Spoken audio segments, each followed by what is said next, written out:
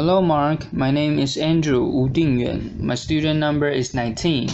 I'm I'm a junior and English major in NCUE, and the title of the speech is Science in Service to the Public Good, and the original speaker's name is Siddhartha Roy. Fresh out of college, I went to work for a consulting firm. During orientation, the leaders dished out advice. Amongst them was one pithy counsel I will never forget. He told us, "Be easy to manage." Considering how naive I really was at the time, I took his advice to heart. I told myself, yes, I'll be the ultimate team player. I'll do everything I'm told. I will be easy to manage. It wasn't until I arrived in graduate school and witnessed firsthand the criminal actions of scientists and engineers in the water crisis in Flint, Michigan, that I realized how dangerous and yet surprisingly common this line of thinking really is. Make no mistake, the Flint water crisis is one of the most egregious environmental injustices of our time. For over 18 months, 100,000 residents, including thousands of young children, were exposed to the contaminated drinking water with high levels of lead.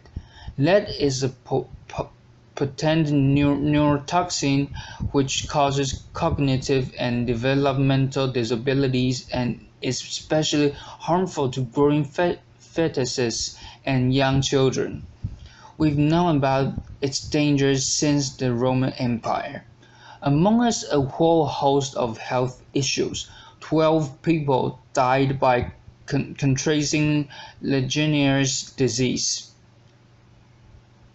Flint's water infrastructure, the complex network of underground pipes, has been severely damaged, and while the water quality is slow improving and the pipes are being replaced now, more than 2 years later, the water is still not safe to drink. So people are still in shock. They ask themselves, how could this have happened? The short answer is the crisis began when an emergency manager, appointed by Michigan's governor, decided to switch their water source to a local river to save money. But it continued for so long because scientists and engineers at government agencies in the state of Michigan and in the federal government did not follow federal regulations for treating the water right. What was more, they actively cheated on the law and orchestrated cover-ups. They ridiculed residents asking for help, while publicly insisting that the brown smelly water coming out of the tap was safe to drink. The system at the local, state and federal levels completely failed to protect our most vulnerable, and the entire population was left to fend for itself. Now amidst this injustice, Flint residents was rallying together. Amongst them were some amazing women of Flint, mothers concerned about the kids, who came together forming many grassroots coalitions, and these groups started protesting and demanding change. The group also reached out to outside scientists for help, and a few responded. Amongst them was a guy named Miguel del Toro, a water expert at the US EPA, the Environmental Protection Agency, who actually wrote this scientific memo and sent it to the state of Michigan and the federal government to bring their attention to this problem. He was characterized a rogue employee and silenced. In collaboration with Flint residents, our research team here at Tech, of students and scientists led by Professor Mark Edwards, conducted citywide testing to prove that Flint's water were indeed contaminated, even toxic in some homes. We sustain, we sustain, we substantiate what Flint had been screaming for months and put it on the internet for the world to see. Now, when I was getting involved, when I said yes to this, I had no idea what I was getting into. But every second of this journey has been totally worth it. This was science in service to the public. This is what I came to graduate school for, and this is how I would rather spend my life. And so this collision, this unlikely collision of citizens, pastors, journalists, and scientists came together to uncover the truth using science, advocacy, and activism. A local pediatrician figured out that the instances of childhood lead poisoning had indeed doubled in Flint during the crisis, and the state of Michigan was forced to acknowledge the problem and take steps to correct it. This group and many others got Flint's kids protected. A few months later, President Obama came in and declared a federal emergency, and how Flint is getting more than $600 million in health care, nutrition, education, and overhauling their water infrastructure. However, the arrogance and callous disregard for public health shown by scientists and engineers at these government agencies is beyond belief. These unhealthy cultures that are festering in these groups, where the focus is on meeting regulation and checking boxes as opposed to protecting public health, is just appalling. Just consider this email that an EPA employee wrote, where she goes, "I'm not so sure Flint is a community we want to go out on a limb for." A dehumanization of our entire population could not be more obvious.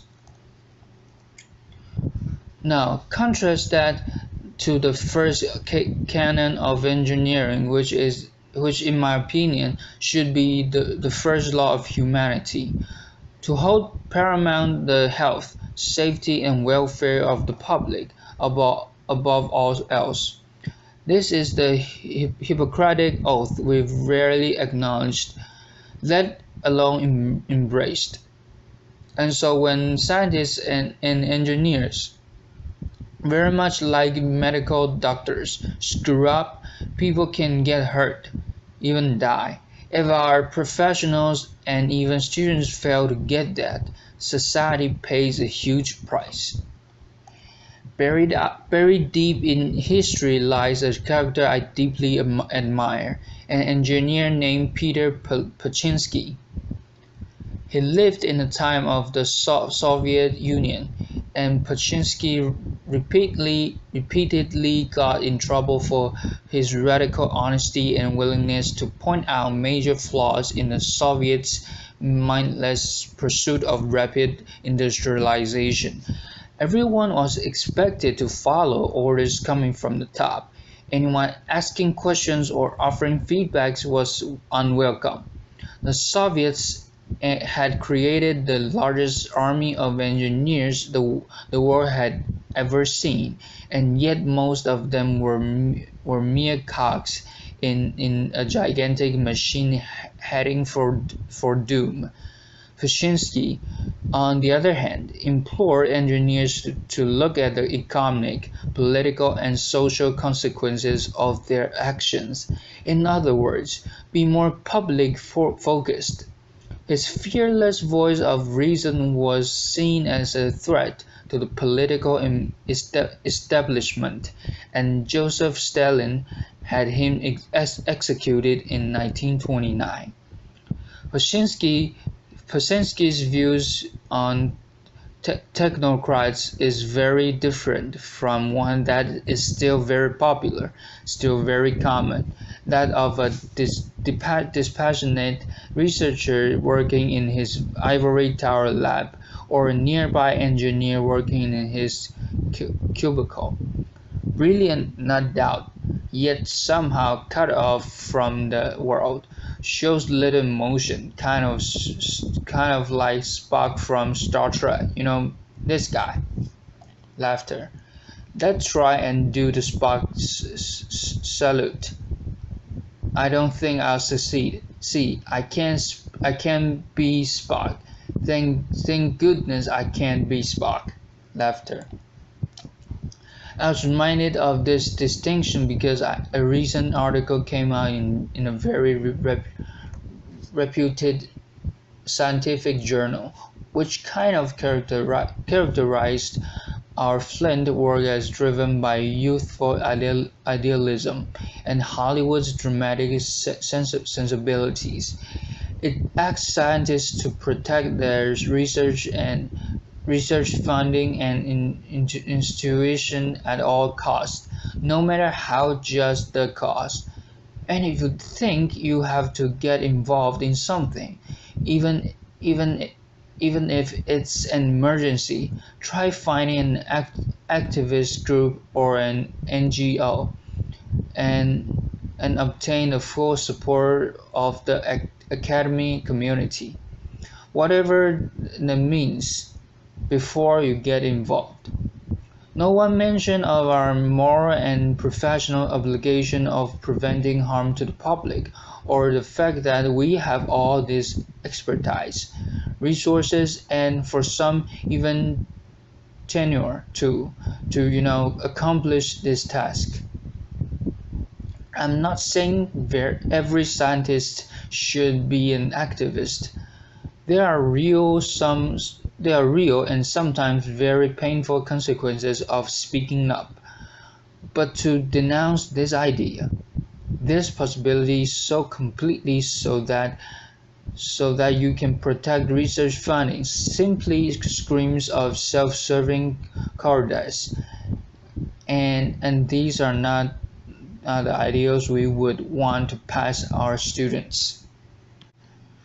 And so you may think, okay, all this sounds great, but we never completely change our organizational cultures or imbibe mindsets in students and professionals to look at their work as a public good.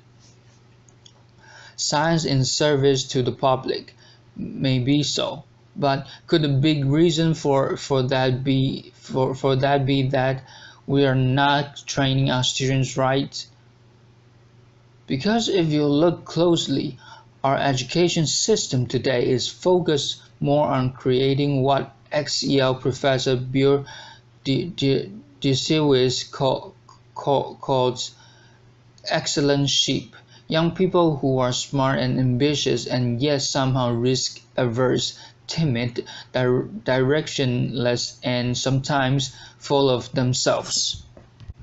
Now kids, we fell in love with science when we were kids, and yet somehow spend most of our time during high school and college just jumping through hoops and doing things so that we can polish our resume instead of sitting down and reflecting on what we want to do and who we want to be. And so the markers of empathy in our college graduates have been dropping dramatically in the past 2 decades, while those of narcissism are on the side. There is also a growing culture of disengagement between engineering students and the public. We are trained to build bridges and solve complex problems, but not how to think or live or be a citizen of this world. My undergraduate years were explicit job preparation, and I cannot tell you how suffocating and painful it was at times. And so, some people think the solution to great engineers, to great scientists, is more technical training. Maybe so, but where are the where are the discussions on ethical decision making or building character or discerning right from wrong? Consider this project that I deeply love and admire. It's called Heroic Imagination Project, a brainchild of Dr. Phil Zimbardo, famous for the Stanford Prison experiment. This program seeks to train school-going children around the world to look at themselves as heroes in waiting or heroes in training. So these young minds work overtime to develop skills and virtues so that when the opportunity comes, no matter what that opportunity be, to stand up and do the right thing. In other words, anyone can be a hero. Think about that idea for a second. Why don't we teach science and engineering like that, where heroism and public service are seen as the key values? Because indeed, it's often heroism that is not only an antidote to public indifference, but also a systematic evil like we saw in Flint. And so, dream with me what a 21st century scientist slash engineer could look like. Individuals who are driven to master the science so that they can serve society and are also aware of the tremendous power that their knowledge and decision have. Folks who are developing their moral courage at all times, and who realize that conflict and controversy are not necessarily bad things if our ultimate loyalty is to the public and the planet. These are the people who will stand up like we did in Flint, not to be saviors or heroes in the media, but altruistic and fundamentally good actors that you and I can trust. Imagine fostering such a public focused mindset in classes, on service trips and during activities during college or even high school, so that these young minds will hold onto those ideals when they actually enter the real world.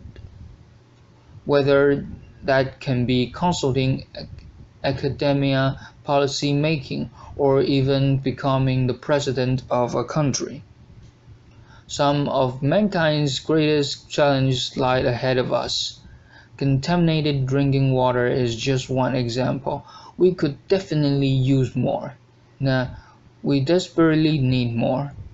Compassionate, upstanders, and public-focused scientists and engineers who will strive to do right thing and not be easy to manage. Thank you. Applause.